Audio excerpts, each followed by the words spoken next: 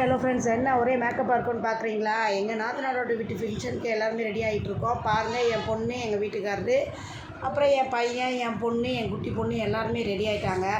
என் குட்டி பொண்ணை பாருங்கள், அப்படியே அழகு தேவதை மொசக்குட்டி மாதிரி இருக்காங்க. அடுத்து என் பெரிய பொண்ணு பாருங்கள் எப்படி இருக்குன்னு. அவள் ஃபஸ்ட் டைம் தாவணி கட்டியிருக்கா. எனக்கே என் பொண்ணை பார்க்கும்போது ரொம்ப அழகாக இருந்துச்சு.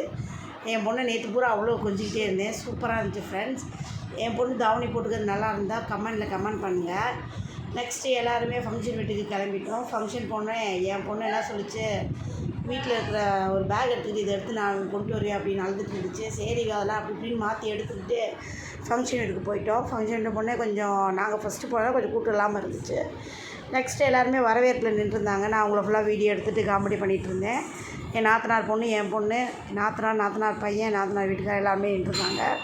இந்தமாதிரி ஃபங்க்ஷன்னா அது மேக்கப் பண்ணால் பிள்ளைங்களுக்கு தாங்க ஒரு அழகாக இருக்கும். நம்மளுக்கெல்லாம் என்னங்க வயசாகி போச்சு.